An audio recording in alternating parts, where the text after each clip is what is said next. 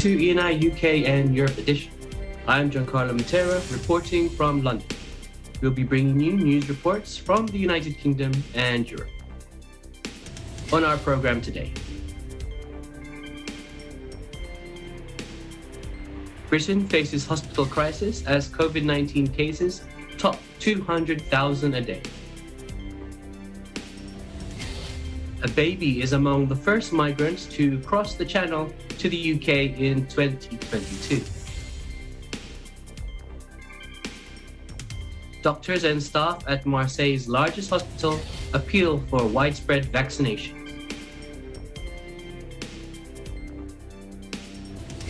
Mandatory COVID-19 vaccinations for all over 50s in Italy.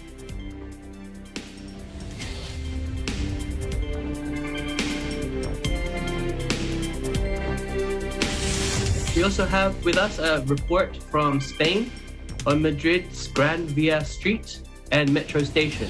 This report will be given to us by Julianne Alala. And from Cyprus, we have a DIY lesson on crochet bonnet making. Hello, everyone. In our sports news, Milan beat Roma to a point away from the summit. These reports will be brought to us by Ryan Ferrantino.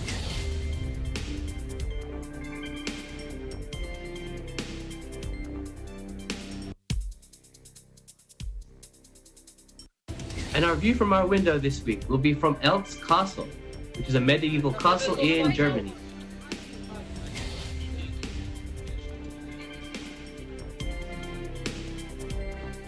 Now for our main news headlines again.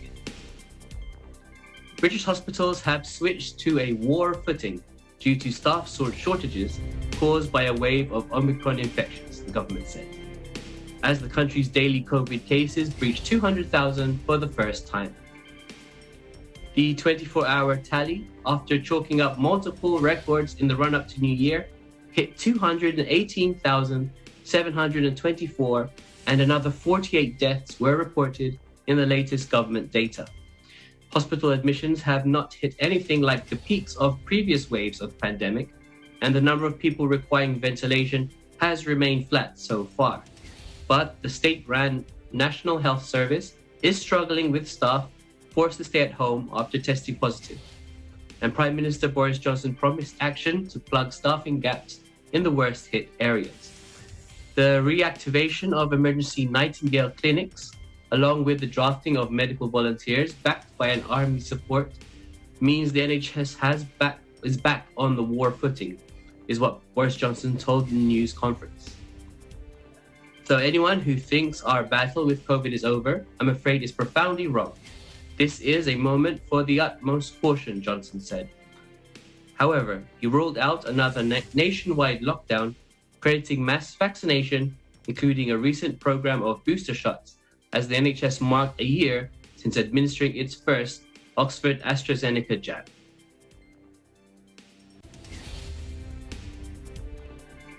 A migrant man carried ashore a sleeping baby in a pink romper suit into Dover in the southern-eastern part of England on Tuesday, after arriving by boat in one of the first such crossings this year, following record numbers in 2021. The group of migrants, including children, landed at the marina in Dover after the UK's lifeboat service met their boat at sea and brought them in safely, according to an AFP photographer.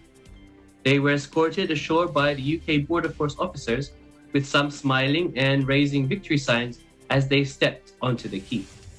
Last year, record numbers of more than 28,000 migrants who paid thousands of pounds to people traffickers arrived in the UK in often flimsy boats, according to analysts from the Home Office data by the Domestic Press Association news agency.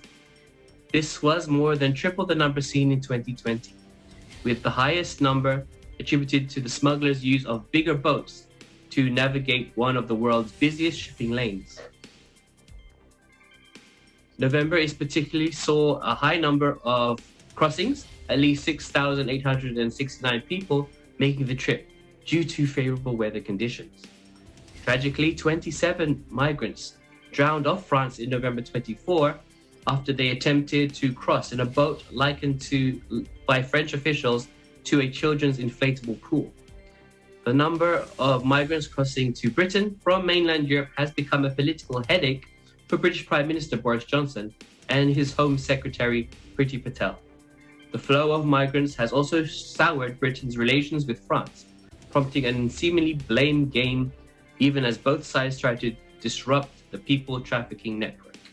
The UK government's Nationality and Border Bill is currently before Parliament, promising tougher action against people smugglers and, controversially, migrants themselves. If passed, the bill opposed by rights groups will allow the return of asylum seekers who have passed through so-called safe third countries.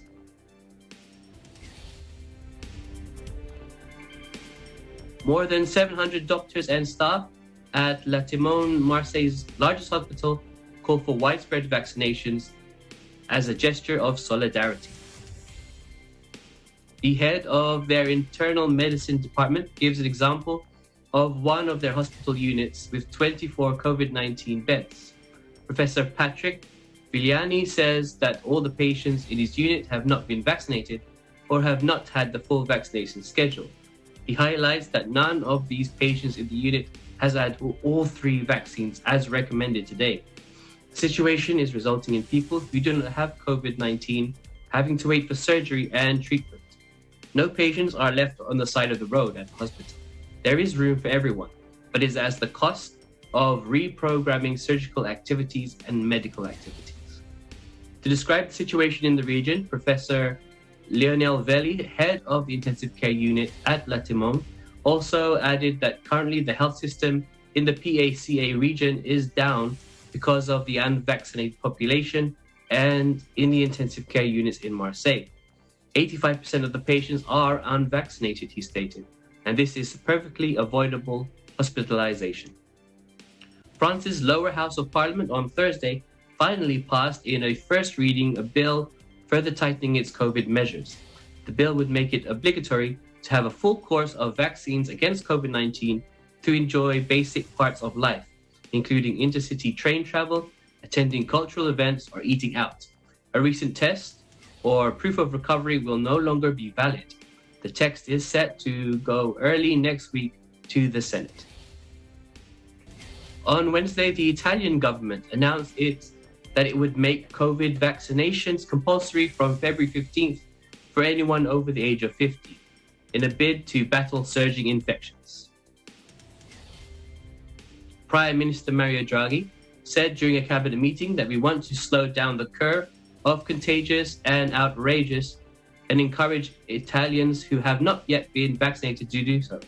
He added that we are working particularly on the age groups that are most at risk, being hospitalized to reduce pressure on hospitals to save lives. Also effective February 15th, the vaccine pass will be necessary for people over 50 in the public and private sector to access their workplace. The National Statistics Agency indicates that 28 million out of the 59 million population of Italy are over the age of 50. Similarly to other European countries lately, Italy is also experiencing a surge in infections. They reported 189,000 new cases on Wednesday alone. Italy was the European country first hit by the pandemic in early 2020 and still has one of the highest death tolls at more than 138,000.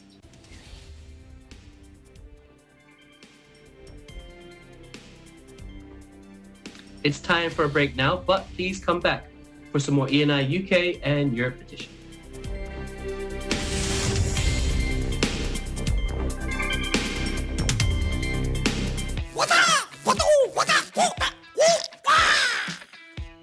Isa rin ba kayo sa mga sumasakit ang ulo dahil sa mga maliliit na pasaway sa ating mga bahay? Mga kaagapay, pasintabi po sa mga kumakain. Dahil ang ating pag-aaralan ay kung papaano pupuksain ang mga peste sa ating tahanan. Sinubukan ko pong kumatok sa mga establishment para makapagbigay ng serbisyo sa pest control. Sa pest control industry, pwede ka rin kumita ng malaki. Until now, yung mga naging clients namin ay hindi po maalis. sa 3RZ, no pest, no worry. Ako po, si Robin Padilla. At ito po ang unlad. Kaagapay sa hanap buhay.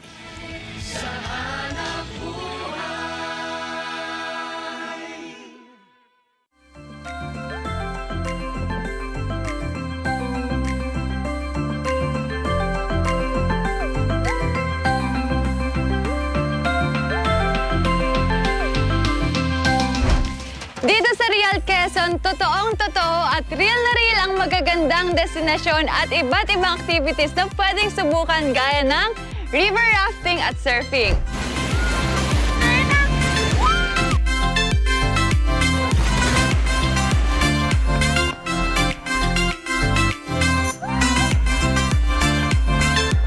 Sabay-sabay din tayong ma-fall in love sa magagandang waterfalls for real na matatagpuan dito sa Real Quezon. Kaya tara, ating pasyalan!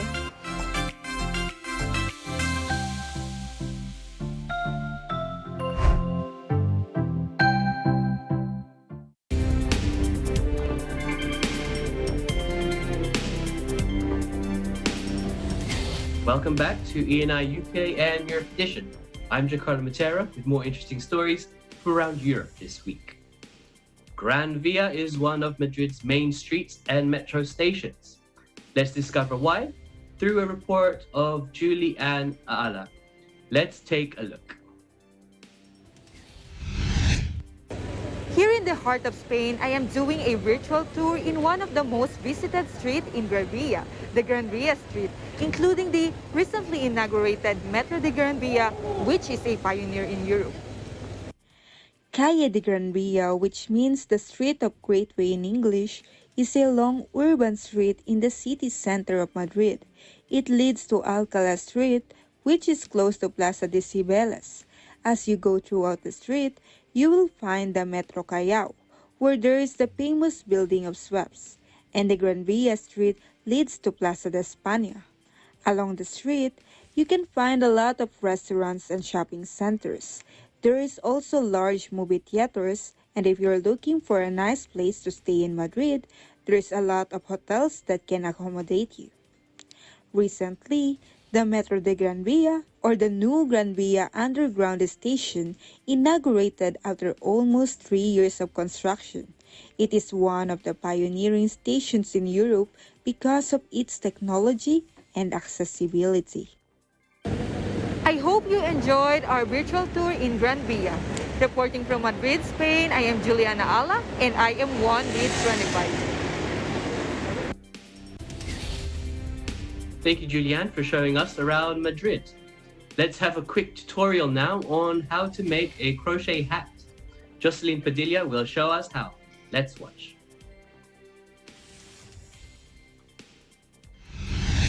Hello everyone! I hope you're doing good.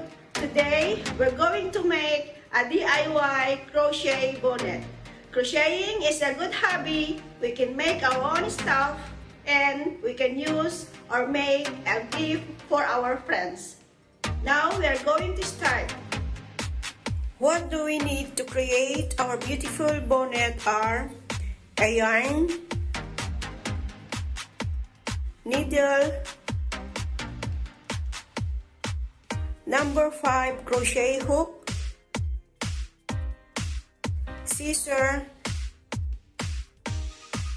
and tape measure. Now we're gonna start. We make a loop first.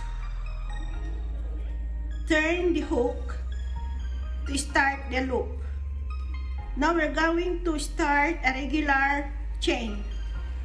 This is now the 1 chain. So we're gonna make 40 stitches. 1, 2, 3, 4, until we reach at the 40 stitches. We're gonna measure. It's about 28 centimeters. Now we're going to the second row. We start with a regular stitch also with the first stitch. Now we're nearly finished for the first row. Now this is the last stitch for the first row. We will continue the same process until we reach at the last stitch for the second row. Yarn over, put at the back. We almost finished for the fourth row. To start for the fifth row, do the same process for a first single crochet and then turn. We're almost done to close the bonnet.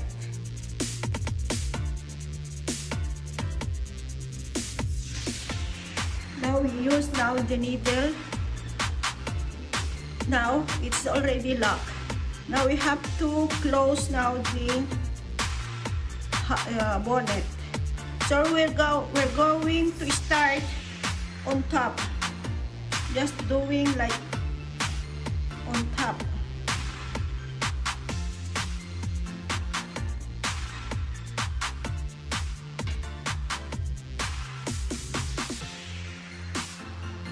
Now are we going to lock?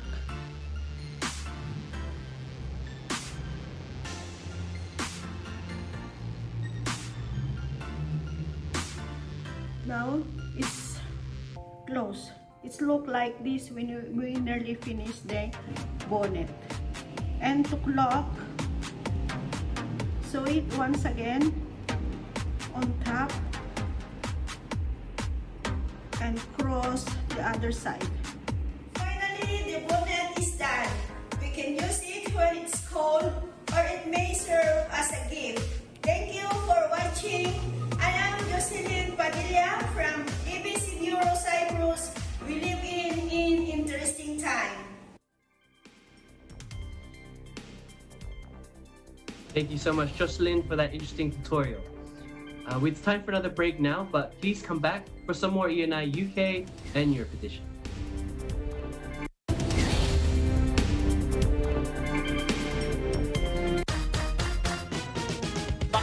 Merong kumuha nitong 100,000 kasi 100,000 is 100,000 pesos. Papasukin na natin ang mga masisipag na online sellers ng mga damit. Ano ang tawag sa phobia sa magagandang babae? John Ray, ikaw ba may phobia ka ba sa magagandang babae? Wala po. Wala. Wala. Wow! Tina, sino ang pipili mong sasagot ng tanong na yan? Si John Ray. Kayo mo ipapasa yung tanong na yan? Kay Jan po. Kayo mo ipapasa yung tanong?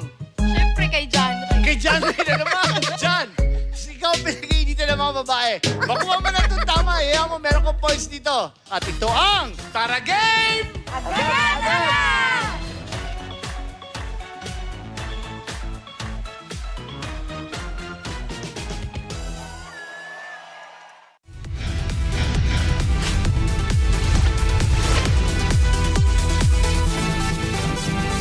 Bagong taon, bagong pag-asa para sa mga kabataang gustong makapag-aral. Tutugunan ng Responde. Delikadong tulay sa Naik, Cavite. Inaksyonan. At isang dog lover turned rescuer.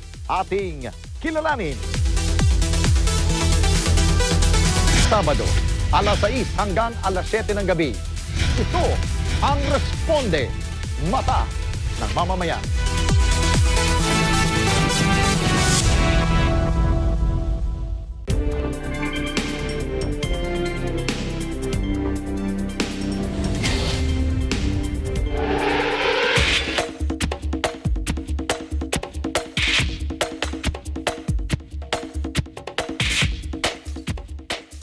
For this week's sports updates, Ryan Florentino gives us the latest in the world of football. Let's listen in. AC Milan kept up the pressure on local rivals Inter Milan in the Serie A title race with a 3-1 win over Roma on Thursday, while a coronavirus cloud hangs over the league with 4 of 10 matches to be left unplayed. Stefano Pioli's Milan are just 1 point behind champions and league leaders Inter, after 2 early goals from Oliver Giroud and Junior Messias and a late strike from Rafael Leao. won an entertaining contest at the San Siro. Regardless, it was a big win for Milan, who were missing their two starting centre-backs, Simon Jair and Fikayo Tomori. They are 6 points ahead of third-place Napoli, who take on Juventus in the day's late match after holding off significant Roma pressure after Tammy Abraham pulled a goal back for the away side shortly before the break. Leo struck the crucial third 8 minutes from the end after Roma, already down to 10, following the 75th minute sending off of Rick Karsdorp, had gone close through players Abraham and Henrique. Roma finished the match down with 9 men when Gianluca Mancini picked up a second yellow card and gave away a stoppage time penalty for a foul on Leo. But Zlatan Ibrahimovic's spot kick was well saved by Rui Patricio. And from Europe, we go worldwide, this time to Qatar. The country will go down in history by hosting the first ever World Cup tournament in the Middle East. 8 state-of-the-art stadiums, all within a 75-kilometer radius, will make it the most compact World Cup yet, eliminating domestic flights for fans and players alike, unlike previous competitions where vast traveling distances were commonplace.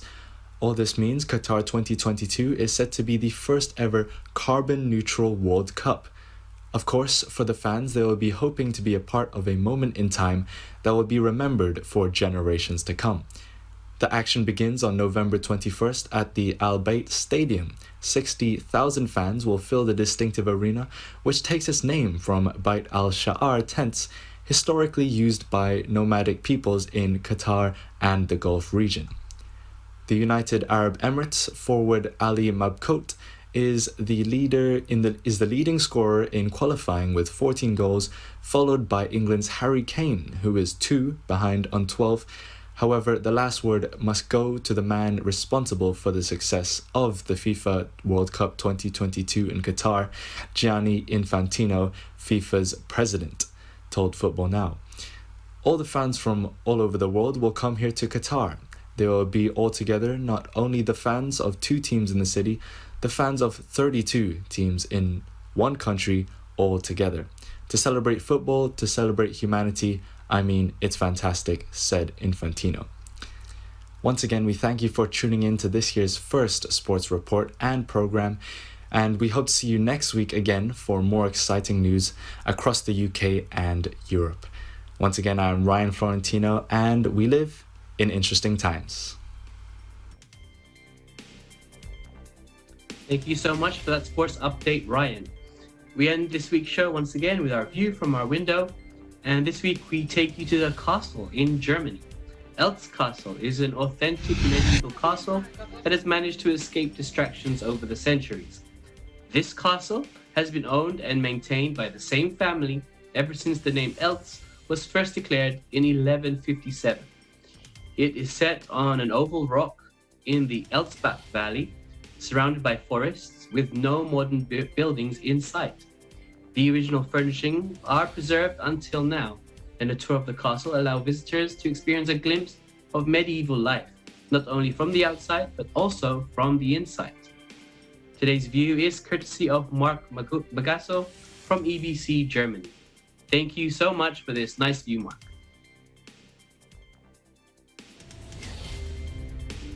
And that's it for today's program. We hope you stay safe and keep positive as we bring you more stories next week from around the United Kingdom and Europe.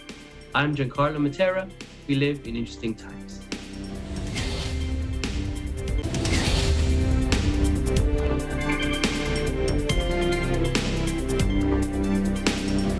Hindi po kami makapag-evacuate kasi halos naunang tumumba lahat, mga puno. So pahirapan talaga ng mga ATM ngayon.